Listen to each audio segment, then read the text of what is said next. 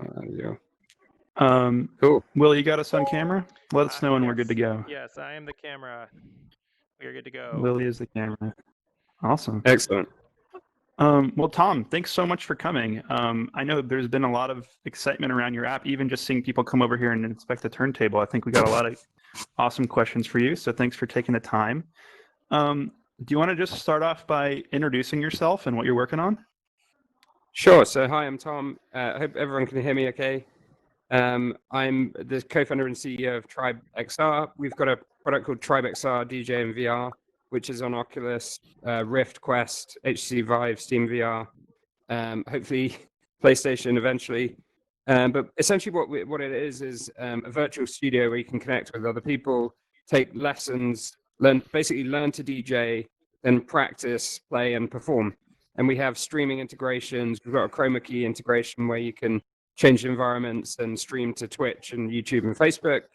And you're using simulated equipment like this. So we've actually proxied, basically simulated this type of setup, which is a CDJ professional setup. If you're a professional DJ, this is what you'll find in any club around the world. And so you can have, two CDJs and a mixer, or 4 CDJs and a mixer. You can upload your own music, you can perform, set your own visuals, and you can also collaborate with other people. So we've figured out synchronization so that you can do what they call back-to-backs. You and another person can get together and jam in real time, and there's no latency, so you can mix together. And it's really the first step of what we're trying to build, which is this studio where we have all sorts of music production tools and different instruments, and you'll be able to learn not just how to DJ, but to VJ, to produce, to use sample pads and mixers and so on. Essentially using VR to reduce the cost of something like this from $6,000 to the cost of a piece of software. So yeah, that's us. We have a growing community of users. You can come and check us out today. We're on the Quest store. We also have a Discord, tribexr.chat is a URL that goes to our Discord. And you can find like thousands of DJs on there. We actually work with everyone from sort of complete beginners all the way up to professionals. So we're working with some techno DJs, with one of Major Lazer, some different labels, different brands, and so on. So some of our partners, just to give you an idea, we work with Pioneer DJ, we work with Beatport, SoundCloud, Amazon Music, Tidal. We're actually integrating those services at the moment so that you can actually just use your paid subscriptions and stream millions of songs and basically mix in real time using VR. And it's really all part of this vision to sort of make the world more creative and musical. That's us. Awesome. Good for you guys. That's really awesome to hear. I've been an Ableton producer, electronic music producer for several years now, and I actually just kind of organically found your app a few months ago. And so I've been eagerly watching the development of this. I've got a bunch of questions for you, but I'll start by segueing off of something you just said, which is that you're integrating with these third-party music platforms, Tidal, Spotify, etc. Can you tell us more about the process of licensing that music, about the rights around that music, about the process of engaging with these companies? Sure. The biggest problem for any VR, well, actually any technology company dealing with music is rights. Like, it's the graveyard of tech music companies is the music rights world. And so we realized from the off that we didn't want to even try to take on being just a big party place where you had to license every single track, because that becomes very, very expensive. It's very hard to do. And so what we realized initially was, hey, let's just give people 20 free sample tracks, royalty-free tracks that are donated by our community, and then let people use their own music, and we'll do it all locally on the device, so you can upload your own music. And if the person if someone comes in and collaborates with you, but they don't have that track on their device, they won't be able to hear it. So there's no kind of sharing risk. That's how we started. And then we realized, obviously, over time that that's great, but most people want to hang out together and jam together and join rooms. And so we then thought about, like, what's the easiest way we can do this without, like I say, spending thousands of dollars per sort of album. And, when you're DJing, it's not about licensing 20 tracks. It's about allowing people to choose from a library of tens of thousands or millions of tracks. That's what people want. They want to make their own sound, make their own genre.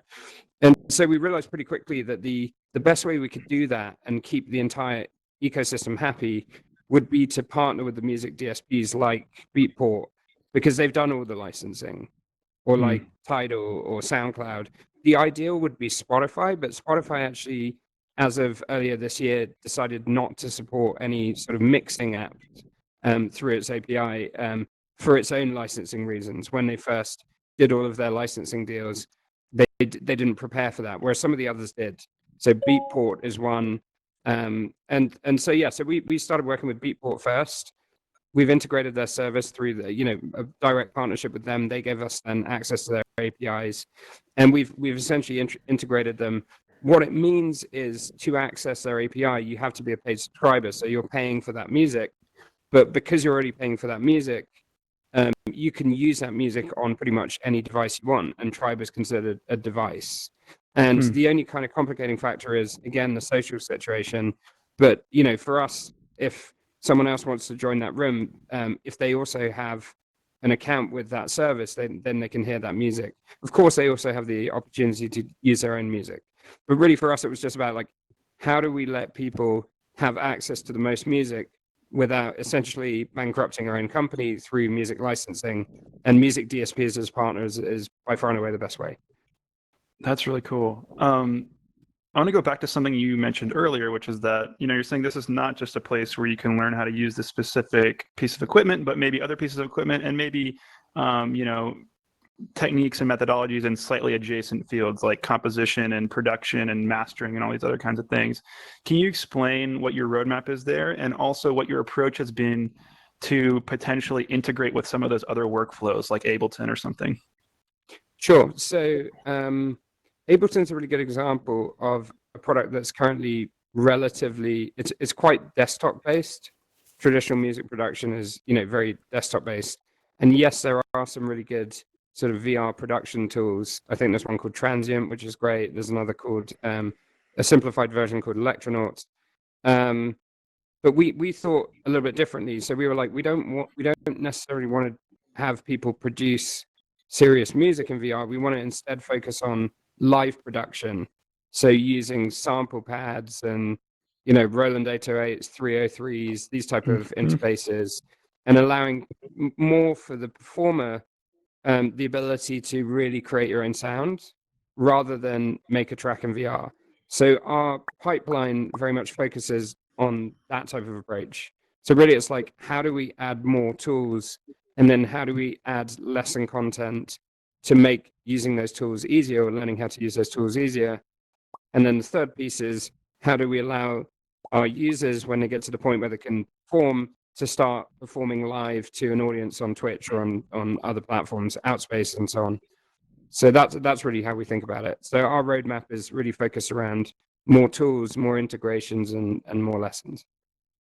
That's awesome. And so, considering your roadmap is so heavily focused on bringing more and more of these modules into the fold, have you thought about doing some kind of official public-facing SDK? Like, for those of you guys who aren't familiar with music production, there's a standard format in digital music called VST, which is basically, if you make a VST, it can plug into any of the audio workstation softwares.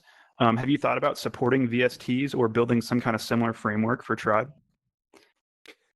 Yes, we've thought about both. So we are working more and more to integrate different plugins into our products, but we're also one of the requests we've had from users is, how can we essentially put Tribe inside lots of other experiences? So could we put Tribe in Roblox or Fortnite or Outspace or other things? Essentially, could you use Tribe and essentially puppeteer an event somewhere else? Because that way you can amplify the reach of your performances. So that's really the big, we're integrating plugins, but we're looking very much at how do we allow our creators to basically appear everywhere. And that's a big sort of problem that we're focused on. Totally. I know I was speaking with, is Goggle Eyes still here? Yeah, Goggle Eyes. You had an interesting question kind of about this live performance stuff. Are you here right now? Yeah. My question, I think you kind of answered a lot, was about audiences, and I wondered, like, going forward, we could imagine big events, with DJs using that for live performances. But I think, like you say, the copyright issue raises a lot of questions with that. That I hadn't thought about. I know people are doing it. They're doing it via Twitch, so they're kind of obviously locally using the music and then broadcasting it via other ways. But that's okay while it's small. But I can imagine as it grows and these events get bigger, and then the music people will start to take notice. So That's right. We actually went through a program called Techstars Music in LA earlier this year, which is like a startup accelerator solely focused on music tech startups. And so actually, one of the things we got from there was a lot of direct relationships with the labels. And, so we have a little bit of insight into kind of what they're looking for.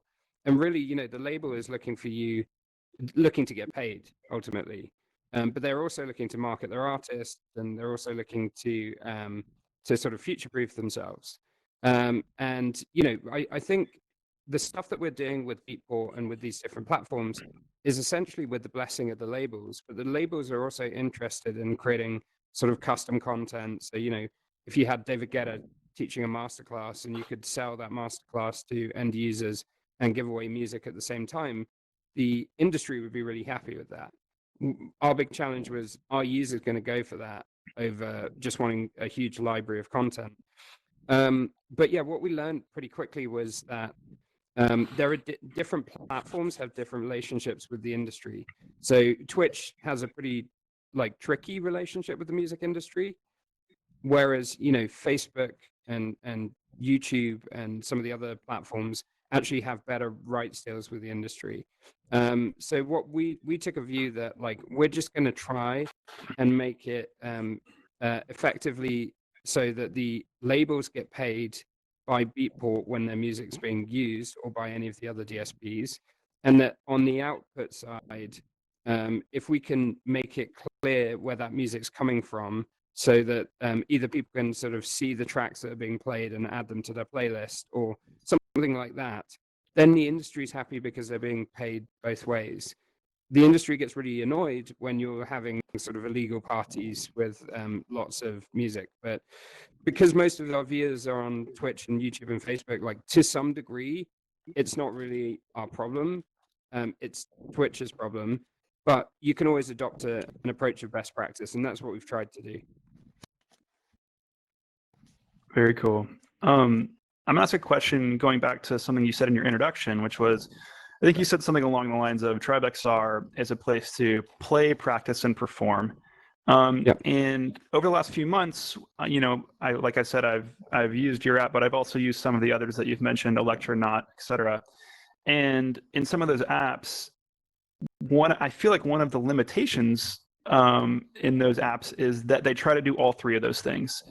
And so I'm wondering I'm sure when this first came out, there was a lot of novelty, and anyone that it was, even loosely relevant to was going to download it and give it a shot. I'm wondering, since then, have you felt some internal pressure to refine and focus on, one of those specifically? Very good question. We always get asked, are you a learning app or are you a performing app? And the way that we describe it is, put it this way, if you're trying to learn guitar, you buy, historically you'd go buy a guitar and then you'd need to go and get guitar lessons, or you could watch some videos. And some of the guitar companies realize this, like Fender realized this. And so now if you buy a guitar, there's a little thing hanging off its neck that says, get Fender Play for free for a month or 2 months. And they're trying to kind of teach you how to use that guitar. And the guitar you buy, if you're really, really good, you can go and become a professional. You can go and use that same guitar to perform. Not everyone is going to become that professional. But, if you look at it that way, like any sort of musical instrument company or studio company, you both have to offer the tools and also the explanations. And I think VR is kind of unique because really what we are is a tools company. We're giving people a virtual studio. We're giving them, the means to take lessons, the means to use simulated equipment, and the means to perform. And what we want is to basically enable creators to either create lesson content or create performances, but all kind of using the same tool set. The difference being that what you learn in Tribe is real. We're trying to simulate exactly what you would learn in the real world. We're not trying to sort of turn it into like a Duplo set of DJ decks. We're trying to make it one-to-one. So that's really our ethos. What we've realized is, if you look at the sort of volume of users, the vast majority of users who come to Tribe probably have never used DJ equipment at all, or only have limited experience. And so it's on us to help them get up the curve. But by simulating top-end kit, we also found out inadvertently that we also play to the sort of more high-end of the market. So yeah, it's an interesting quandary. For us, we can't make this equipment and then just leave people to get on with it. Like, we have an obligation to help them use it, but we see ourselves as a tools company rather than a content creator, if that makes sense. And have you had conversations with the manufacturers of this type of equipment? And Yes. Are they mentally yet to the point where they're actually thinking about how they can design your use case into their product? Yeah, so we actually work really closely with Pioneer. They flew last year. They flew us to ADE Amsterdam and Ibiza, and we did all these showcases with them. And they see a few things that are really valuable to them. Number one is it gets people who wouldn't otherwise buy this equipment into DJing, and you can convert them into buyers of real equipment. So for them, it's creating more customers. It also potentially allows them to train their resellers. So a company like Pioneer doesn't actually sell its own products directly. It sells them through Guitar Center and Sweetwater and all these different companies. And they have to, every time they launch a new product, they have to send technicians to the different stores and explain what the products do, because the people in those stores just don't know those products. So they see a couple of different applications of VR that can help them essentially both increase their customer base and reduce their internal operational costs. So we've seen a lot of interest from those companies in partnering with us, experimenting with us. For them, it's still small. Like, VR is still a small market versus the entire world. But it's the crossover between like VR early adopters and DJs or music producers is higher than you'd think, because the demographics are often quite similar. That's fascinating. So I think they're taking a lot of interest in the space. And you mentioned Guitar Center. I don't know if anyone, you're probably aware, others may have seen in the news, Guitar Center just filed for bankruptcy. This whole big box musical instrument distribution and business model is collapsing a little bit, especially with COVID. Where do you fit into that? Well, so I think VR is going to grow with COVID.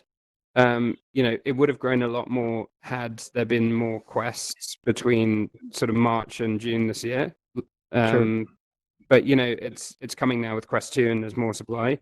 For us, I think it's kind of academic because we're not selling our product directly through those channels. But I definitely think there is room for those channels. I think the problem for Guitar Center and Sweetwater is that they're competing with Amazon. It's probably less that we're competing with them and other of these sort of bigger suppliers, bigger stores rather. But yeah, I definitely think we're sort of broadly helpful to the industry, but we are more sort of directly tethered to the success of Quest and PSVR and other platforms than to companies like Guitar Center. Sure, and I could even see a company like Guitar Center, viewing you as being an additional brand touch point. If they don't have the money to operate all those stores, well, maybe this is another way that they can expose people to the experience or the product. Totally, it's incredible actually when you think about Guitar Center. Like, they should be essentially printing money during this pandemic. But I guess they're probably bankrupt because they have so much physical footprint.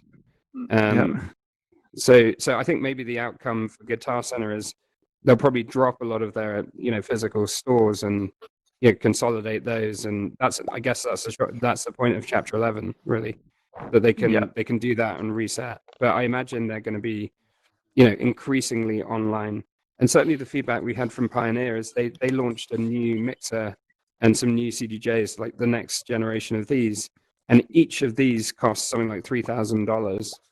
And they told us they've never sold more of them. And the reason Wow. that they're selling so many is because a lot of people are stuck at home. They're not going out. They're not spending their money on restaurants and drinks and God knows what. And so they have all this spare cash. So they're buying equipment. They're teaching themselves. So that's what they've been seeing. That's really interesting. I mean, I can definitely attest to that. I think I've probably used and purchased more music production equipment this year than any other for that exact reason.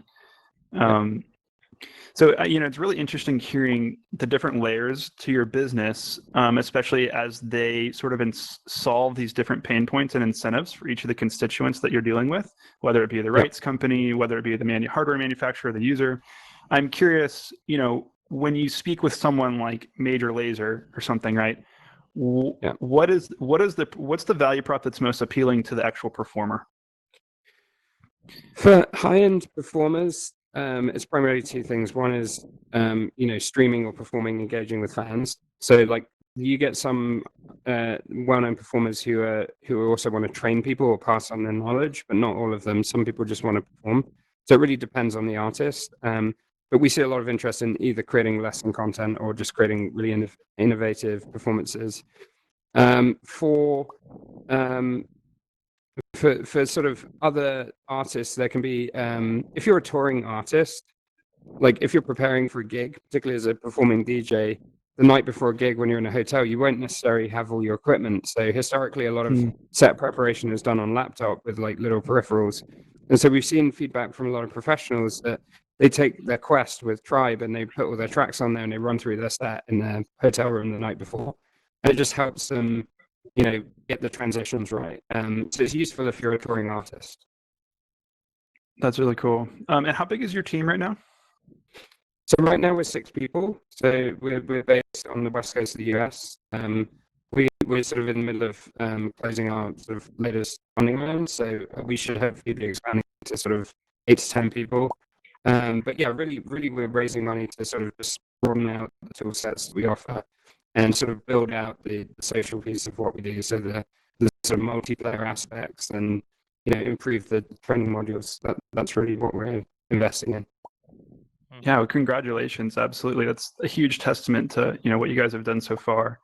One of the questions that's always coming up, and we get a lot of the same answers, a lot of different answers, is what was your process like submitting to Oculus? So we were on Rift Store for a long time before Quest came out. So and we knew Oculus through. So my co-founder used to work with High Fidelity, and I ran a previous VR startup. So we had a previous relationship with them. They knew what we could build. I would say that they picked us based on what they saw in terms of our Rift Store performance and just the general trends of increasing hours of usage per week per user and so on. So yeah, it was a little bit torturous, and we ended up launching on Quest about 9 months or the 6 months after they told us initially that we were going to launch. But it wasn't. We didn't go through the front door. We were sort of hand selected based on previous traction. Gotcha. So your advice to other devs would be build a time machine, get on the Rift Store, catch their attention. I would say I think we were lucky, but I think you can. The best thing you can do is demonstrate traction. So I wouldn't say that. I would say go on SideQuest and demonstrate traction, or go on Rift and demonstrate traction. That's the best way to do it. Mm-hmm. And what do you see your long-term business model being? So I think ultimately Tribe can become a subscription business where we offer multiple different skills, multiple different, a little bit like a Peloton business for this type of skill. It's a very early market to launch that type of model. So I think it's going to take time to do that, and we certainly don't want to jump the gun and launch that too early. But I think for this type of training product where you're getting real value and it's a daily usage product, that's got to be the sort of logical endpoint for the business model. Awesome.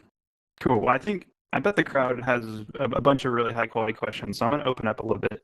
But thanks so much for joining us. It's been really interesting speaking with you. Absolutely.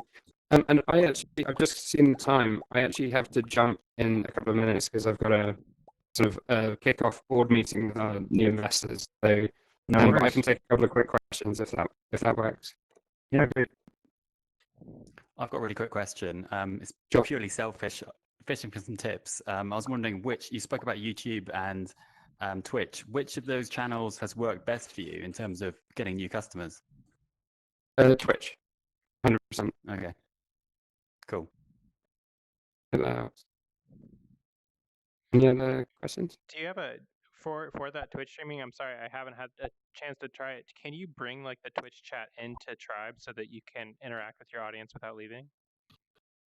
So we already have an integration with the Twitch API, so you can do that natively within VR. Damn. So you just Okay. connect the Twitch account. Super cool. Okay. Awesome.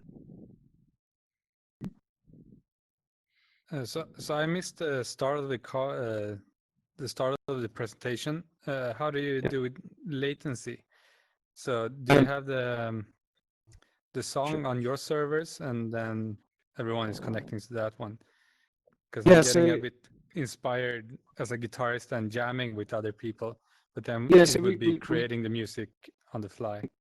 Yeah, we figured out the delta. So you have two local copies of the tracks. So basically, the track copies from one machine to the other, and then caches, and then you basically look at the variance in the time codes. That's basically how we built it. Yeah. Smart. Cool. Cool.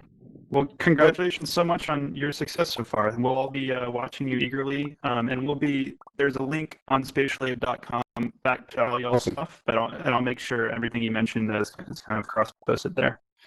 Perfect. Thanks a lot for having me. And if you want to contact me, it's just tom@TribeXR.com and you email me directly. Fantastic.